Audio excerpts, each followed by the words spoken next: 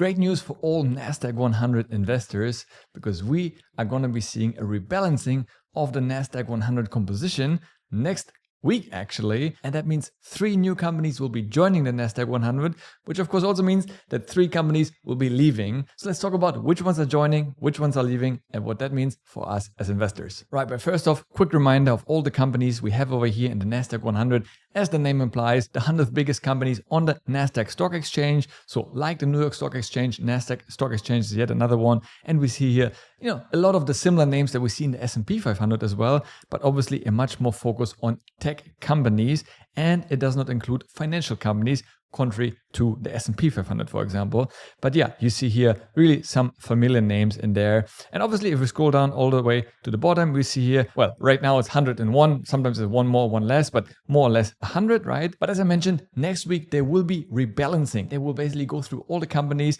inside the NASDAQ, right? And make sure they really have the 100 top companies listed in there. And right now it's based on market capitalization, plus a couple of other factors, but obviously that's the biggest one. So obviously, if you have one at the bottom, and it kept on dropping in terms of share price, and then you have, let's say, the 102nd biggest company, right, but has been doing extremely well, then naturally, over time, it will actually overtake the 101st. But since they haven't been in the index previously, it wouldn't reflect. And that's why it's very important they do this rebalancing once a year. Contrary to the S&P 500, which actually does it every 3 months, here it's only done once a year. And once it happens, you will obviously have new companies entering and some of them falling out. And when we look at the holdings inside the NASDAQ 100, it's really very much tech heavy, as you can see, over 50% or pretty much 50%. Then you have some telecommunication, consumer discretionary, and some other ones over here. And as you see, or you don't see, no financials. So that's also very special about NASDAQ 100. Now, if we compare that to the S&P 500, for example, you see here technology is still a big part and has been getting more and more over the years because tech has been doing so well, right? Now the top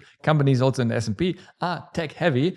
But still, 34 versus 50, so less tech. And then you see healthcare. And then number 3 is financials, which we obviously didn't see in the NASDAQ 100. So again, that's something to consider. I made a video in the past, which one might be better for whom. But I personally invest in both S&P 500 and NASDAQ 100. But obviously in this video, I really want to focus only on the NASDAQ 100. Well, and here we have the news of the companies joining. Most prominently, I would say, is Palantir. We'll talk about this in a second, but they've been really on a run this year. Crazy returns this year. So I'm really excited to have them now part of the NASDAQ 100, because me as an investor, and you as well, if you invest in them, will obviously benefit from the overall performance gains of Palantir, as well as 2 other companies, mainly MicroStrategy with Michael Saylor at the top, and Axon Enterprise, which I wasn't too familiar with, but we'll speak about all of them in a second. So yeah, those 3 companies are joining next week, and they will be part of the NASDAQ 100. And we'll come towards the end what it means for us as an investor. But of course, at the same time, for anyone joining, there must be some companies leaving, and we'll be saying bye to Super Microcomputer,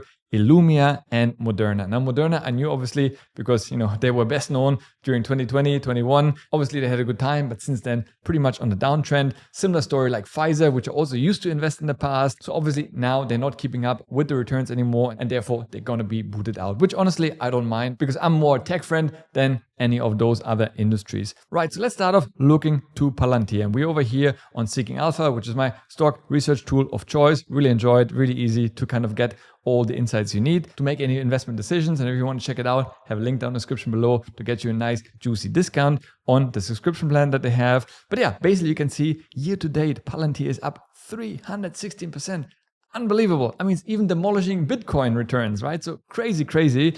And yeah, it's a little bit painful, I must say, because I remember I had it back, when was it over here? Yeah, I think it was around 2022 or something when everybody was talking about it. I bought Palantir at around $8, $9. And you can see it was kind of, moving sideways the whole time. And eventually it went up and down, but it was moving around. I think I sold it, sometime 23. I was holding it for a few months. Well, here I missed out on the rally. And obviously since then, yeah, it's been on a real run, and yeah, I mean, crazy returns for anyone who is invested. Of course, right now, it's a bit concerning. The short interest is rather high, especially, of course, when you look at the price to earning of 188. I think that's one of the highest ratios ever seen. Honestly, it's crazy high. Some people might say it's overvalued, but at the same time, right now the market cap is only, when you think, $169 billion. If I compare it to some of the biggest companies in the US, I mean, I have to scroll down quite a bit to get to $169 billion. I mean, that places it somewhere. Where is it over here? I'm still scrolling. 169. Yeah, we are right now somewhere around here. 80th biggest company. It's actually right here, Palantir, so sometimes these numbers a little bit delayed.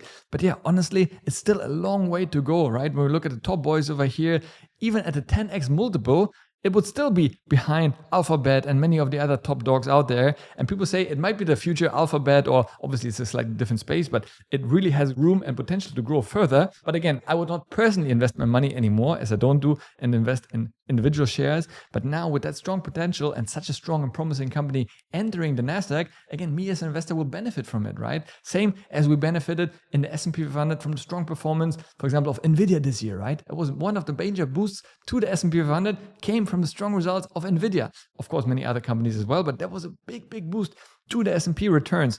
And I'm bullish that we see the same with Palantir, that honestly still has so much more room to grow, especially when I compare that to a company like Moderna, which was previously in there. So I think it's really exciting news for NASDAQ 100 investors. The cool thing on Seeking Alpha, you can click over here on Virtual Analyst Report. You can kind of get an AI generated sort of overview of the company, what it is, what they do, as well as some of the numbers and so forth. Again, I don't want to do a full deep dive into Palantir. I think there's some experts on YouTube channels who only talk about one particular stock, or Palantir in this case. But yeah, overall, I think it has a lot going for it. There's also a lot of ambiguity, right? They work a lot with AI, with different governments around the world. So again, I would not commit my own money into that stock individually, but now having it part of the NASDAQ 100 is definitely really cool. And actually one interesting fact, because previously they used to be listed at the New York Stock Exchange.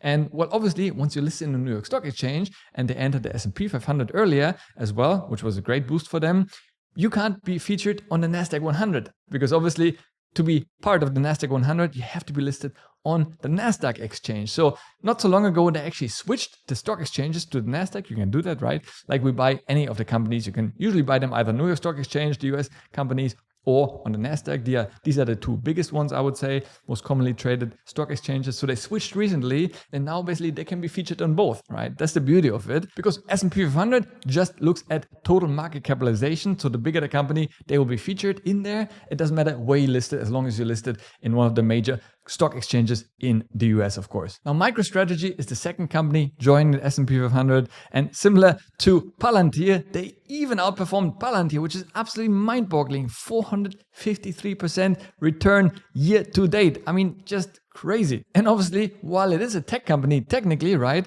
when we look at it over here from the virtual report, they do obviously have their flagship product, which they call MicroStrategy 1, enables non-technical users to access actionable insights, blah, blah, blah, blah, blah, all the things. But essentially, I think why they gained so much was, of course, because of their smart head and founder, Michael Saylor, who identified Bitcoin as a corporate reserve, using Bitcoin on their balance sheet as a financial tool to engineer company growth and valuation. So basically, they started acquiring Bitcoin many years ago and kept on buying more and more. And as the share price of MicroStrategy kept increasing, they basically borrowed against the share price, took real money, right, like fiat money, and acquired more Bitcoin, which in turn obviously increased once again the company valuation. And now a lot of people started investing into MicroStrategy to have exposure to Bitcoin, even if they don't want to buy Bitcoin themselves or due to tax advantages by investing into companies. Many reasons why you could do that.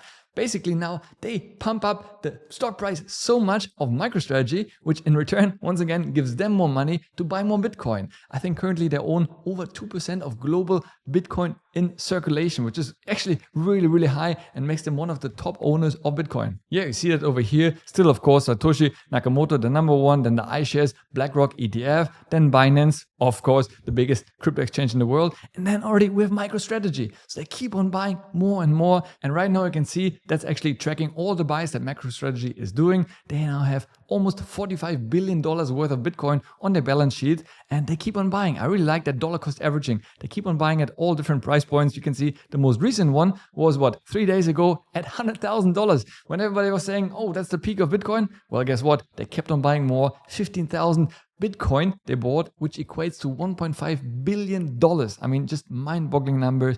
And yeah, he keeps on buying because long-term he sees the number being significantly higher. And yeah, really credit to him. They've been really playing it very well, actually. So while I personally don't invest in MicroStrategy, once again, as I don't invest in individual companies, I think the fact that they now include also in the NASDAQ 100, much more funds will flow towards MicroStrategy, because obviously now that they are inside the NASDAQ 100, investors like you and I who invest in the NASDAQ 100 naturally will also allocate some of our money towards MicroStrategy. Means more money flows in, price goes up over time. Once again, company valuation is higher. They can borrow more against it to acquire more Bitcoin, which in turn puts up the price even higher. So it's kind of the self-fulfilling prophecy. Of course, question is, what will happen if eventually the crypto markets will tank? Can they still repay the debts and so forth? And there have been a lot of talks and articles written about that. I believe they were saying, the latest I read, it would have to drop by more than 75%, if I'm not mistaken, for them to really start getting into trouble. At which point, I think we're really going to have some global issues if we start seeing Bitcoin dropping by 75%. But of course, it might be a bit of a risk, but still, overall, while I wouldn't personally allocate my money to them, I'm really excited to have a company like that representing Bitcoin, which I'm also investing in myself, obviously part of the NASDAQ 100, and I think it's really good for the markets overall. And the last company to join is Axon Enterprise. Again, I haven't heard about them before. Year to date, also up nicely, 136%, so outperforming the S&P, so really great returns.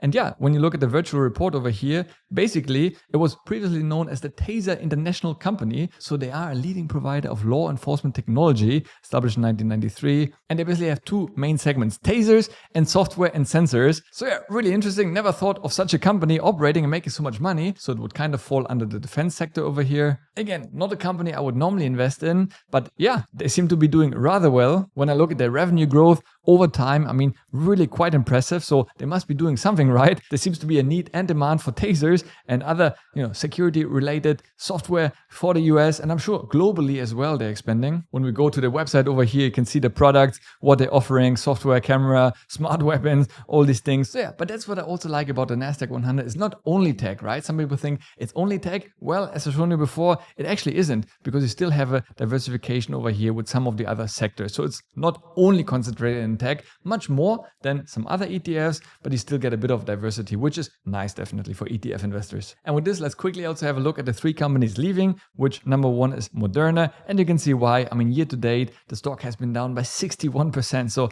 real bad. I mean, obviously over a 5-year period, they're still slightly up, but again, you see the major bump came over here, 2021 when they had a peak, but since then they couldn't recover and they've been really bleeding, especially I think also revenues are down massively. You can see that over here. Yeah, the revenues just keep on coming down year after year. So that's not something I would want to invest in myself. And obviously the market is reacting to that. You can see a major short interest of over 10%. That's crazy high. So a lot of people are shorting the stock, betting against it, betting on falling prices to make money. So obviously they really underperformed and therefore they're rightfully excluded from the NASDAQ 100, where you really want to have strong performing companies. The second company leaving is Illumnia. I hope I pronounced it correctly. Again, not familiar with the company beforehand. Year to date, they kind of flatline down minus 3.7%. So again, really not too impressive. Quite a high short interest as well. I guess also now, especially knowing that they are leaving, a lot of people betting against it, because keep in mind also, once that has been made public, obviously they will be leaving from next week. That also means less money is flowing into them.